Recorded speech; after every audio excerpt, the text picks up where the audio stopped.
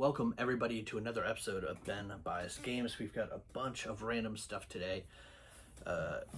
Let's just jump right in. We got some DS stuff. We got Guitar Hero on Tour Decades. And then we got this cool Guitar Hero Modern Hits, and it's even got the guitar pick in the controller. The only thing that sucks is there's no tray. So the window is open and that's just kind of floating around in there, which kind of sucks, but it was still in decent shape. And I got it from that local guy, Marco. So I just ended up getting it just because it was a good deal. And yeah, I think it's cool though. And then we got a really random PS1 game. It's NHL 99. I got this because I had a disc and I went to get a case and it was just cheaper to buy the game. So I just bought a copy of the game because it was so cheap, just so I had it. I don't know.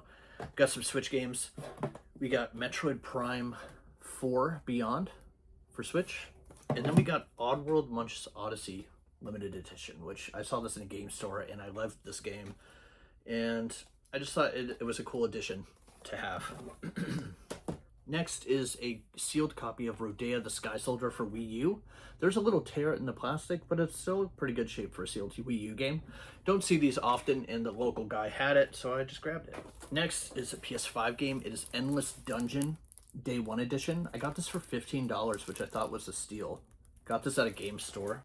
I got this at the same game store. It is a grail item for me. I'm really excited. It is Fire Emblem Path of Radiance Complete for GameCube. So happy I finally have this. It's easily one of the best Fire Emblem games ever. And another Xbox game I don't have is Bruce Lee Quest of the Dragon. This is also complete and in amazing shape. So I'm really excited about that. We got some more Xbox demo discs. This is number 43, 44, 47, 48, 49, 50, 51, 52, 53, 57, and then a Final Fantasy 11 beta disc. And what's great is I showed previously, I think, all of these demo discs. So now I've added, and now we've got a nice amount. And I've got this cool Cliffhanger Modern Warfare 2 demo disc on top as well, which is really nice. I'm gonna go through these real quick and see how many I didn't have that I've picked up. Literally the only... So I got this new set of demo discs for free when I bought a whole bunch of Xbox games from this guy on Facebook, so it doesn't really matter. It's just funny. I was like, sweet, another set of demo discs. Literally only one isn't a duplicate. And it's a 360 demo. I don't even care as much about. I mean, it's still Xbox on there, but it's the new logo. And I'm trying to get all the OG Xbox demo discs, but it's just funny that every single one I got from him I already had. So that sucks. And then it even came with, I already had a Final Fantasy demo disc, so it literally couldn't be more useless. But I guess the ones I got are unpulled, so that's kind of cool, I guess. But it's just funny that I happen to get nothing but duplicates, but that happens. And I didn't buy those, so it's fine. They were free with, whatever. More PS1 games. Similar to NHL, I got Ready to Rumble because I had a disc. It turned out to be cheap enough to just buy this, so I just bought this. But what sucks is on the back, there's a sticker on the actual artwork, which is always so annoying. I'll have to see if I can get that off. I just noticed it now. Then we got Lego Rock Raiders.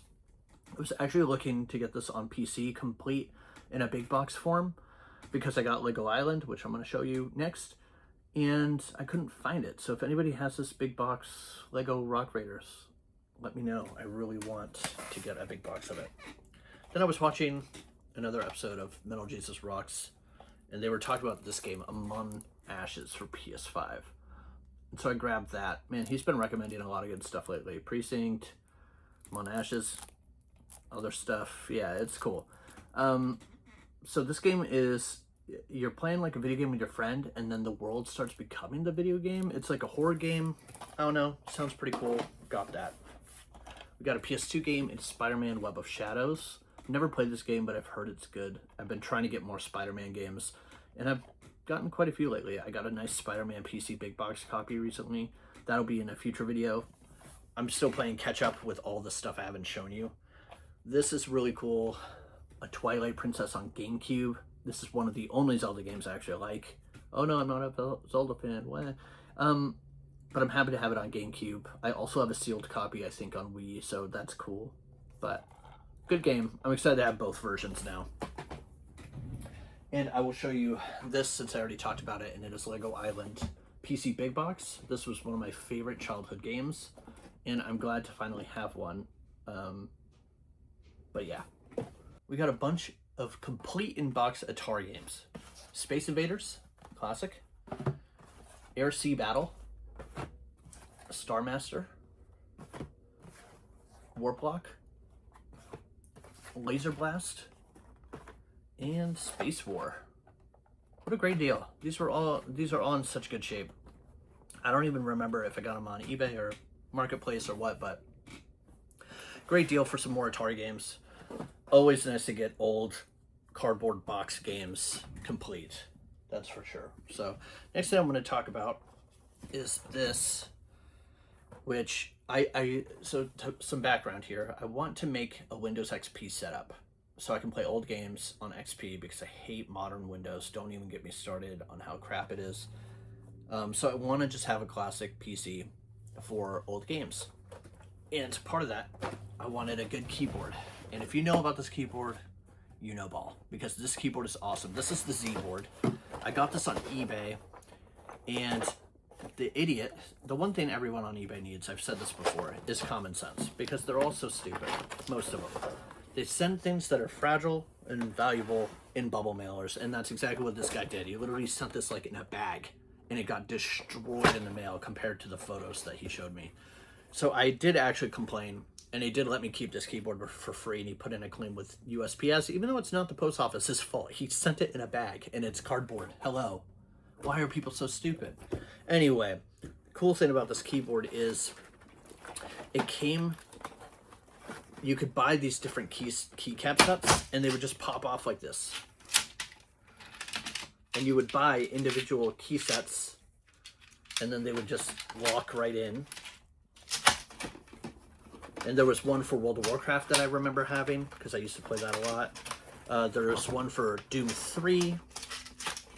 There was one for Age of Empires. There was one for...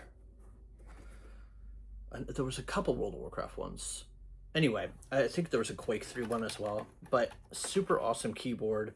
It was a little janky. Like sometimes if you put a keycap set on it, it wouldn't always lock in right, and a key or two wouldn't work, so you'd have to unclick it, line it back up. But this is the keyboard I want for my OG PC setup that I'm working on. And because this was my favorite keyboard as a kid, and I'm glad I got this for free after the condition this is in. And I probably sound like a Karen, but if you could see the photos of this before, maybe I can find them and I'll show you side by side here. But look how messed up this box is. It's all ripped to hell. But anyway, still a cool find, still excited to have one, and it does work, so that's cool. Now, this is probably the most expensive game I'm going to show you on this video, and I'm super excited to finally have it, and it is a mint Pokemon Soul Silver with the accessory. Everything's in here. Super, super mint. The guy who sold this to me was a bit of a dick, and I probably won't go to his store again. I used to go, so my wife and I go to Massachusetts a lot, or drive through Massachusetts a lot. We always stop in Holyoke, and there's a mall there. There's a video game store we go to there, and then that store is great. That's where I got Fire Emblem and the Endless Dungeon and some other stuff. But there's a store in Albany that we also go to, because that's in between where we live in Holyoke. And we go to Albany, and there's a store in the Crossgates Mall in Albany, New York. I'm not going to say the name because I feel like that's rude to put them on blast like that. Not that anybody watches my YouTube anymore, but I got this, and I got Bejeweled 3 for $360, and it was a cool slipcover version I don't have, and Jamie wanted it, and so I got it, and he was like, and I was getting this, which is like a $600 game, by the way. This is not cheap, or $550 for this condition. I have an acrylic case coming for it to keep it protected, but And he was like, I don't even like Pokemon. I'd rather play Bejeweled. And I'm like, why would you say that to someone buying one of your most expensive items in your store? Just insult them. Like, oh, you know what? You're right. I shouldn't get it. I should have said that. That would have been hilarious, but whatever. He was also just kind of a dick to a lady that was trading in games as we were browsing. He was just kind of rude to her. And God, he's just such an arrogant asshole. And I'm just probably never going to go there again because he's a dick.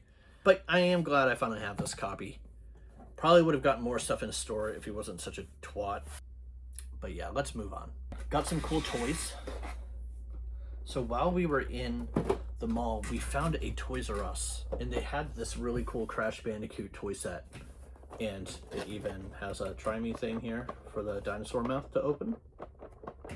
And I just thought it was so cool because you rarely see Crash Bandicoot merchandise or like toys or just figures or anything. And so when I got home, I looked on Amazon for more, and they had another set, and it's a Boulder Dash set. And I was like, that's so cool. So I ordered that on Amazon. But I love Crash Bandicoot, and finding toys and stuff like that is so cool for him because you never see it. Next, we have some PC stuff and a 3DO game. My first 3DO game. I don't own a 3DO. I barely know what a 3DO is. No, I'm just kidding. This is a set of controversial games. So let me back up. My friend, Michael Thomason, wrote this book, Controversy, Downright Despicable Games. And this book is awesome. It basically just talks about controversial games, and it starts back in like the 70s, and it goes in order all the way up to like Guy Game and Bully and Grand Theft Auto, and it goes completely in order history-wise. And so as I'm reading this, I'm always like, ooh, that game is really controversial. I bet it's rare. So I try and like find some of them to own them because controversial games are really rare because sometimes they'll get recalled or there's little print runs because they were so controversial and things like that. So I've got a stack of controversial games I'm going to go through with you. The first one is called Quarantine for 3DO. And it says, driving a cab in this town is murder.